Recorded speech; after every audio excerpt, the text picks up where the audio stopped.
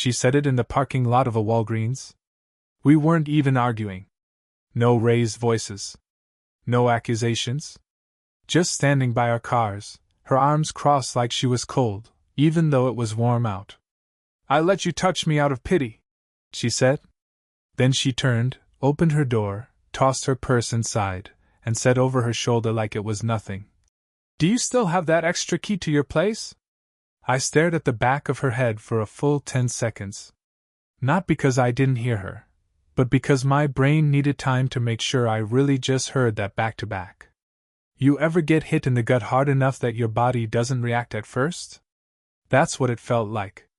Delayed impact. The words made it through my ears, settled somewhere in my chest, and started to burn. I didn't answer.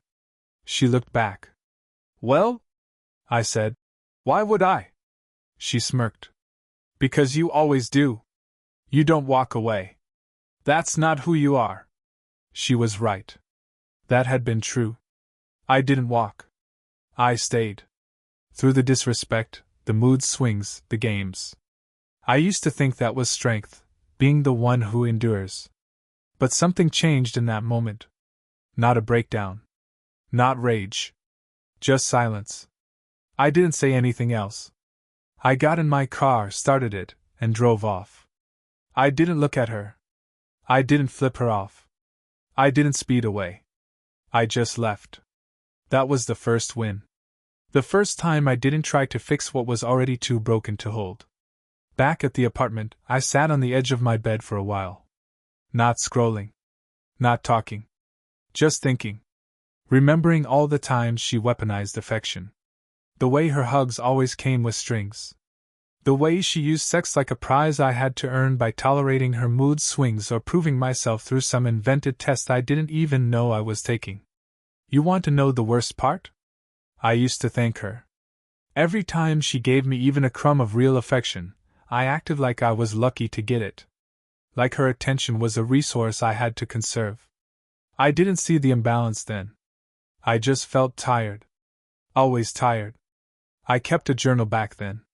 Not a poetic one, just a plain-ass spiral notebook. Notes. Dates. Stuff I didn't want to forget.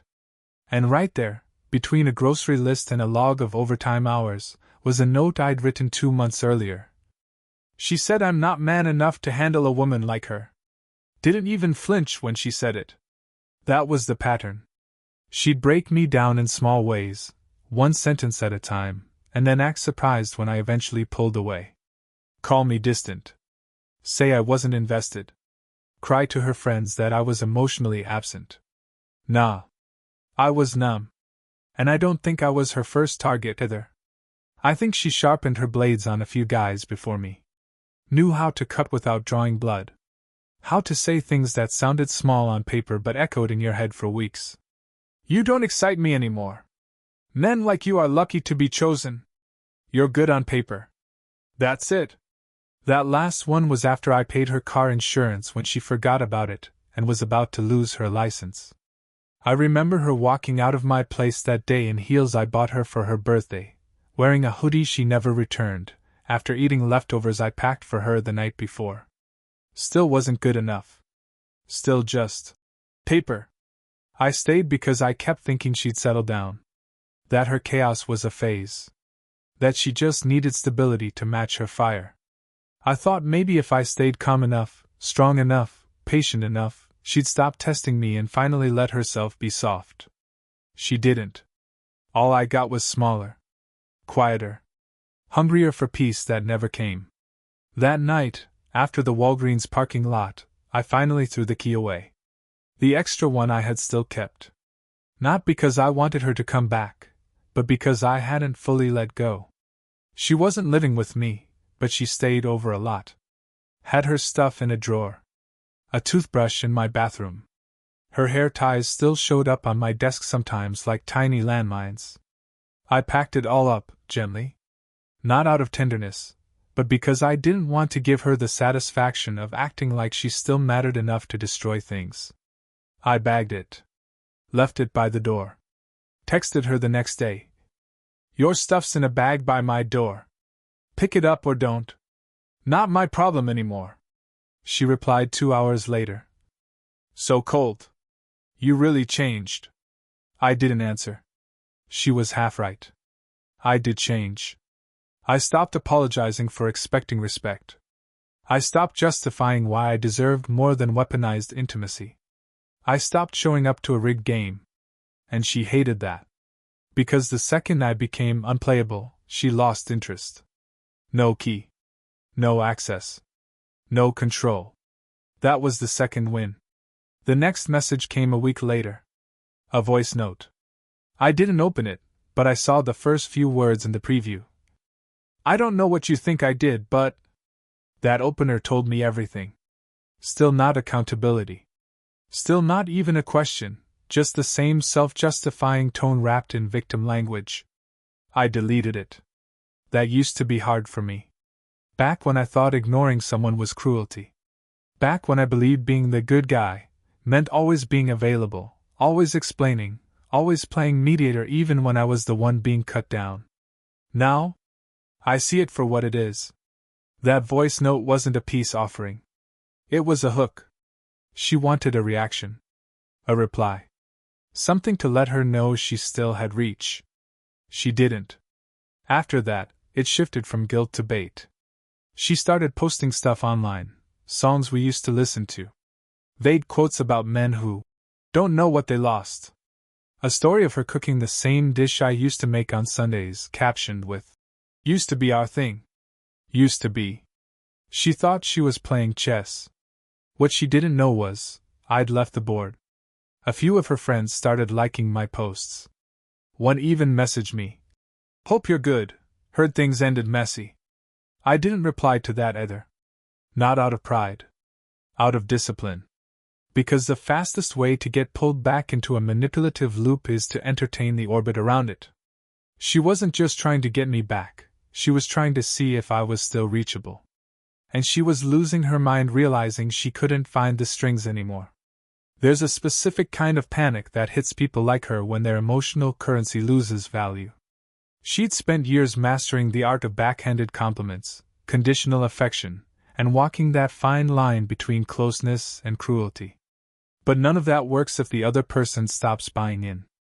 And I'd cashed out. I remember one night I ran into this guy, Brian, who dated her before me. We were never close, but he recognized me at the bar and came over. Just nodded and said, "You out too, huh?" I smirked. "Yeah. Took me a minute." He nodded. "She doesn't love people. She recruits them. Then she punishes them when they stop volunteering." That line stuck with me. She recruits people. Because that's exactly what it was. Every part of being with her felt like an ongoing interview to prove I deserved to stay. But the job never paid, and the requirements changed every week. She wanted full access to my time, my money, my energy, but offered nothing consistent in return. And the moment I stopped performing, she framed it like I was emotionally abandoning her. Nah. I was just done being furniture in her emotional showroom. Something pretty to point at when it suited her narrative. Something steady enough to lean on, but silent enough not to be heard. After about 3 weeks of silence, she messaged again. Simple, short. "Still have that extra key?" That was her last move. The olive branch wrapped in denial. Like if she could just ask something practical, something tied to routine, I'd lower the drawbridge again. Like we could just slide back into what was. I didn't respond. Instead, I changed my locks the next day. Not because I thought she'd break in, but because I didn't even want the idea of access lingering. Not for her. Not for me. I slept better that night than I had in months. No tension in my neck. No clenching my jaw. No wondering what version of her would walk through the door. No bracing for emotional whiplash. Just silence. And in that silence, I realized something important. She never hated me. She never loved me, either. She needed me.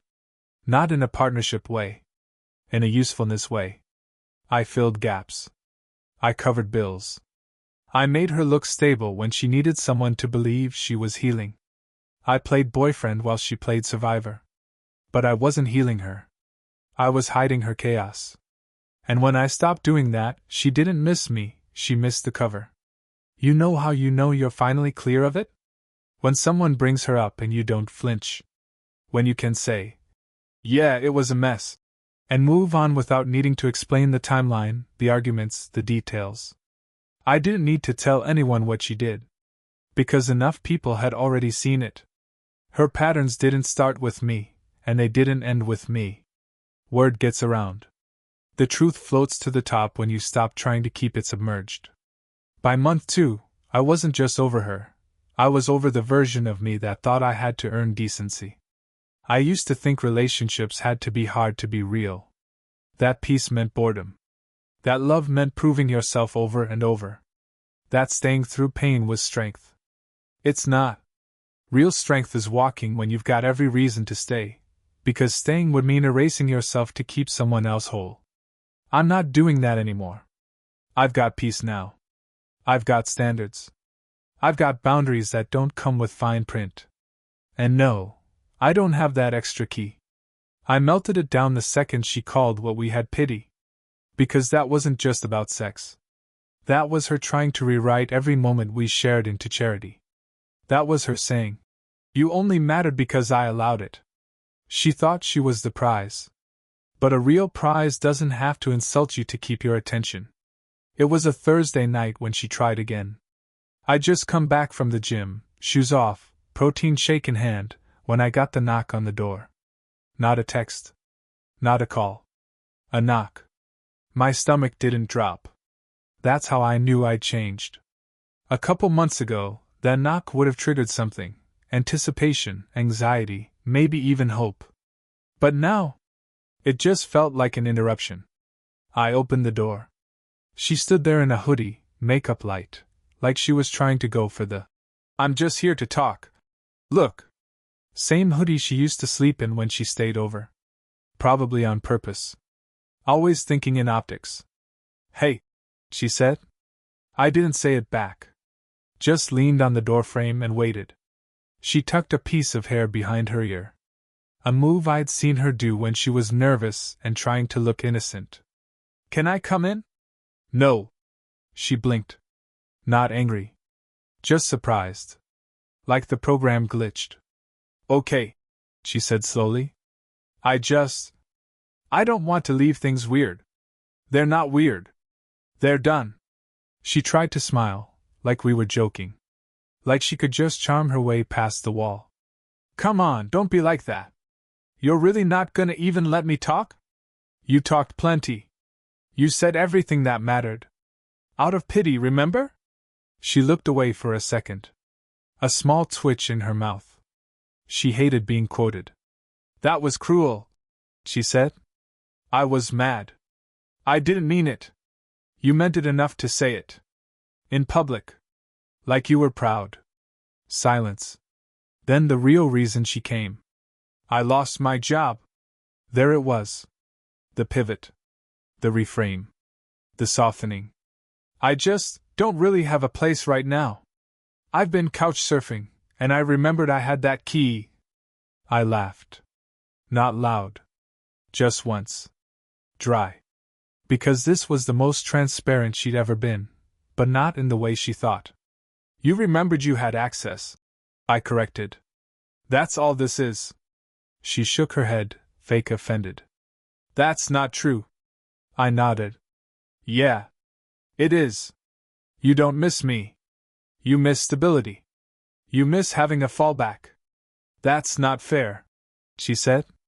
It's accurate. She crossed her arms, digging in. You act like you didn't care. Like none of it mattered.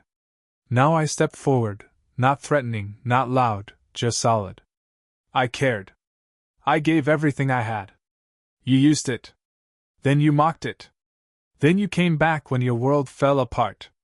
Her eyes shifted. That look people get when they realize the old buttons don't work anymore. You're really not gonna help me? She said. Not. Can we fix this? Not. Can we talk? Just, are you still useful to me? And when I said nothing, she finally dropped the act. No more soft voice. No more fake tears. You're such a coward, she hissed. You act all righteous, but you're just scared to let anyone close. There it was. The final card: insult the boundary, call it fear, flip the roles. I almost smiled. You're right, I said. I am scared. Scared of going back to a version of me who thought being walked on was the price of love. Scared of wasting one more ounce of my time on someone who doesn't respect anything she can't control. She took a breath like she wanted to slap me with words, but nothing came out. Because what do you say to a man who's no longer emotionally accessible? Nothing. You just leave. Which she did. No final scream. No dramatic tears. Just walked down the hall and didn't look back. I closed the door. Locked it. Felt nothing. That was the moment it broke for good. Not out of pain. Not even anger. Just done. She'd finally revealed her full hand, and all it held was emptiness. She didn't want connection.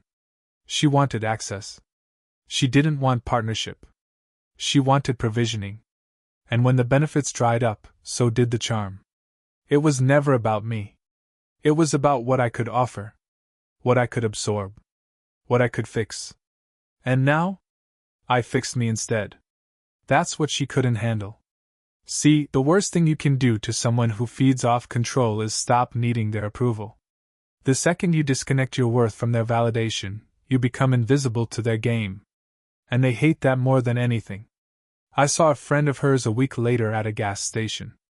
Just a nod, polite. She said, "She's been saying you went cold." I just smiled. Finally. Because cold isn't the absence of love. It's the absence of tolerance. It's the stillness that comes after you've stopped explaining yourself. She could say whatever she wanted. Build whatever narrative helped her sleep.